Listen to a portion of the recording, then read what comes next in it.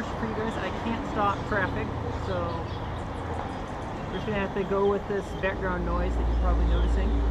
Now, I'll try to speak as loudly as I can, and since some of it echoes back into here a little bit, I'm not actually sure how loud I'm talking, so hopefully I don't have to go back and re-record this like I've had to do previous episodes.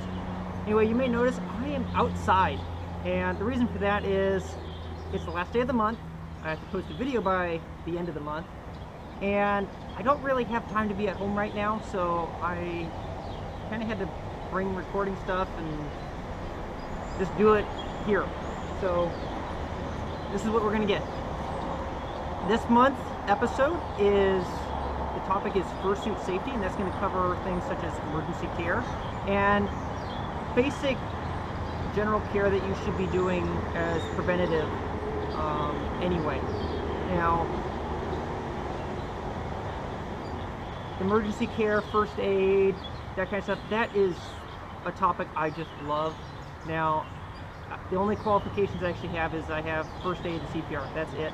I understand most all of the EMT field of practice, though I'm not an EMT, so I might delve a little bit into that. It won't be 100% accurate. Remember, don't take my advice as legal advice. It's just out there as a general, to let you know. So make sure you do your own research if you're unsure about something, or always consult your doctor.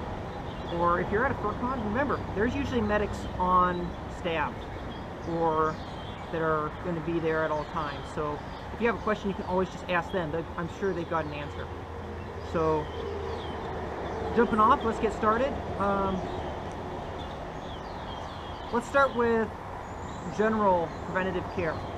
So when you're fursuiting, one of the biggest things is dehydration, and overheating is pretty much paw in paw with that.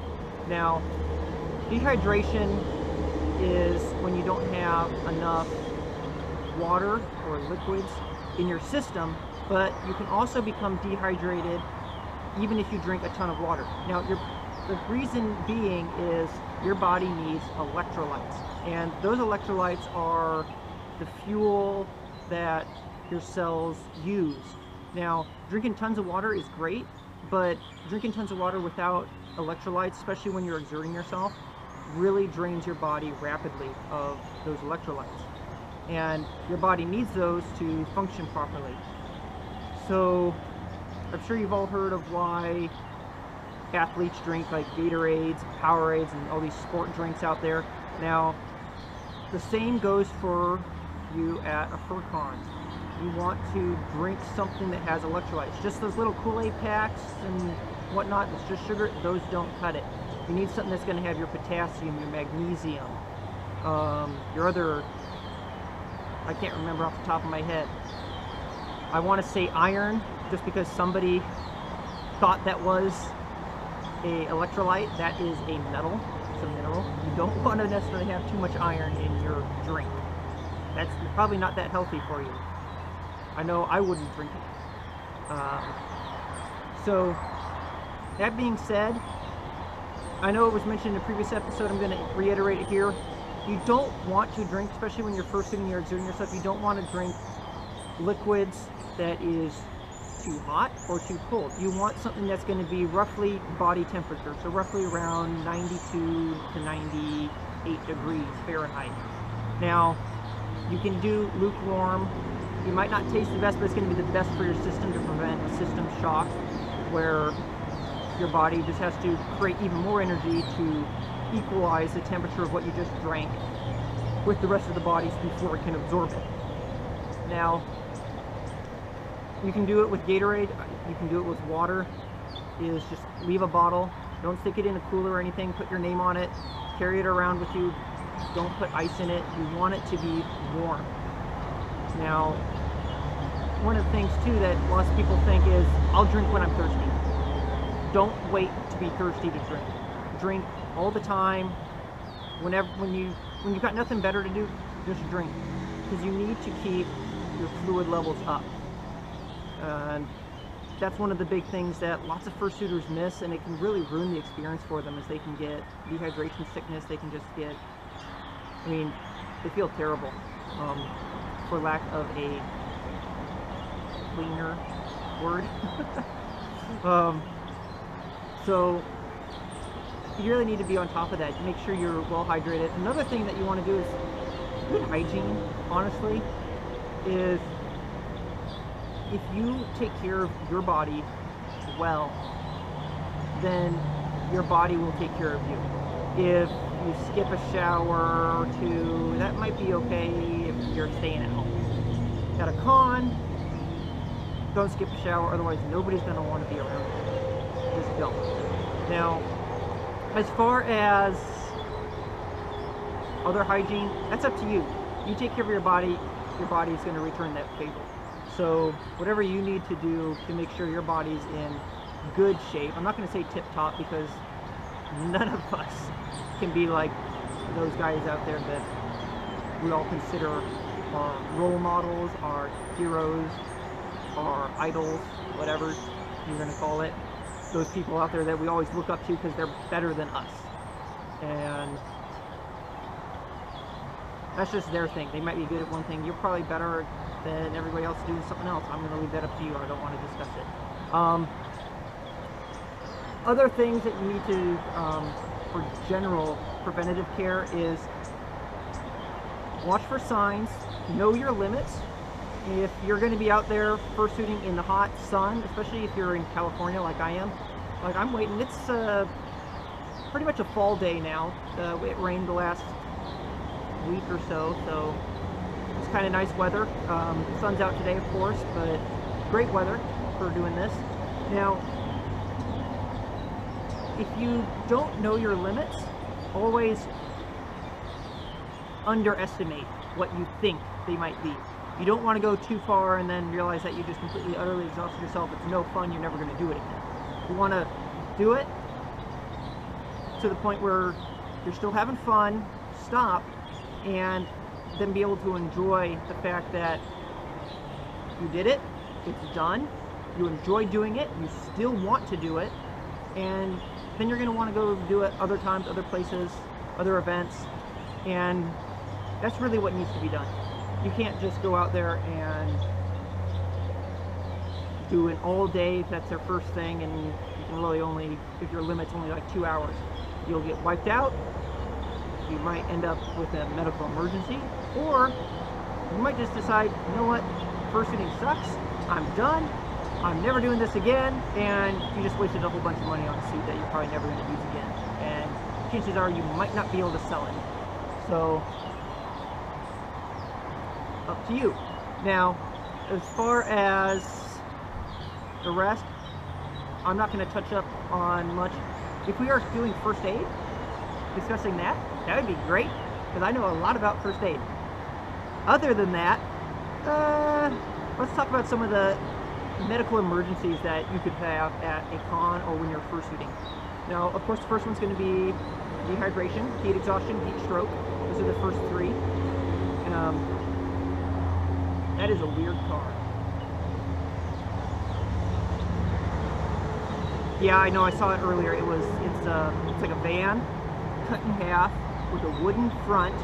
The entire front's made of wood and a wooden back. So it's only got metal doors and a metal roof. That's it. It's really awkward. Kind of cool at the same time. Okay, where were we? Medical emergencies. This is what happens when in a new environment, I completely get distracted, I lose train of thought, and I'm doing it again. So what we're going to have is dehydration can be prevented. Heat stroke, heat exhaustion, those can be prevented by resting, taking off your head at the fursuit lounge, or going in a secluded area where there's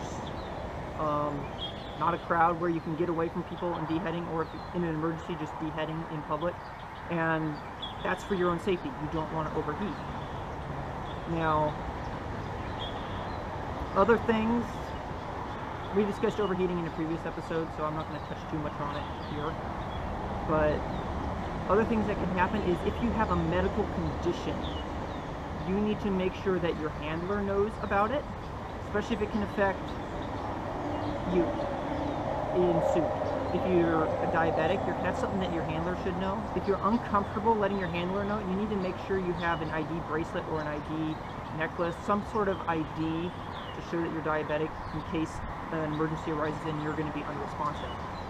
Because the last thing you need is medics to show up and not know that you have a medical issue, and bad stuff can happen as a result. So you want to make sure people know about that. If you have a heart condition, you really need to take it easy. Don't overexert yourself. It's not healthy. Eat your Cheerios. And that's pretty much all I have to say about that. I don't want to talk too much about the heart just because it's kind of important, but at the same time, it's one of those things where it fails, you're done. So you know how to take care of it this far, you should know how to take care of it a little bit longer. Now, whew, a little more breezy out here than in the back room where I normally record. So, and of course, this is literally what it sounds like when I'm doing dance videos, for those that wonder. I completely edit that out and silence the entire clip, and I have to sync the music back into it. So yeah, so this is kind of like a rough cut. I'm not going to be editing it out and talking back over this, of course, but that's kind of what this is like. Now, other things that you should probably know about, if I can think of some, are going to be, let's see. I kind of touched briefly on general preventative emergency. Make sure you have an emergency contact number. Write it down on a piece of paper, give it to a handler, have it on your person at all times. Make sure you also carry your ID at all times. Not your con badge. Make sure it's a driver's license or a state issued or a government issued ID card. Something that tells who you are. So make sure you carry that. Emergency contact you're going to need. I would not recommend putting your emergency contact as somebody that lives in another state, or if you're traveling to a con, somebody that's not going to be there. It should be somebody that's going to be local, somebody that's close, somebody that can be there quick. If you don't find somebody, if you don't have anybody, ask con staff if you could put one of them down as an emergency contact. It never hurts to ask. The worst they can say is no. Well, I guess they could say a lot worse, but technically it still works out to no. Anything else? I can't really think of that much, honestly, right off the top of my head here. It's still early. I don't have a watch. Oh no. I want to say it's like 11. No, not 11. It was 9. It's about 9:30 in the morning. So I usually don't wake up if I don't have to work until about 8:30, then 9 o'clock. So I've been up now since 7. So this is like, I might be losing it. Now, anything else that I have is, I can't really think of anything at the moment, but I'm sure if I think of something, I'll toss it down in the comments, maybe toss in a link to, if I can find any websites, if I want to spend the time. I might just fall asleep here after this is done recording, or uploaded, rather. It needs to be uploaded by the end of tonight, technically, so I meet the deadline. Yeah, that's pretty much it. As far as Fursuit Nation goes, this is pretty much wrapping up now. I have one more episode, I think, that deals about fursuiting specifically, and that's going to be on just general care and maintenance of the suit itself, cleaning and whatnot, how to care for that properly. And then I think I was going to talk maybe a little bit about the furry community in general, if you guys want that. You need to leave a comment, let me know if you guys want that, and I can do that. Otherwise, there's just going to be one more episode of Fursuit Nation, and that's going to wrap it up. Fursuit Nation Referred is still in the works. I finally got a job. I'm finally being able to put away a little bit of money, so I should be able to start buying all the stuff to start working on that in the near future. So hopefully by the end of the year, maybe. the first few episodes of that hopefully will be filmed and ready to go up. So that about does it. And remember, don't remember anything. You know, I'm one of these people where I can't think of a good outro or a good catchphrase to say at the end of a video, and I can never say the same thing twice. So it gets really awkward for me, and I think we're pretty much going to end it here. This has been Fursuit Nation. I'm your host, Firefly, and catch you in the next video.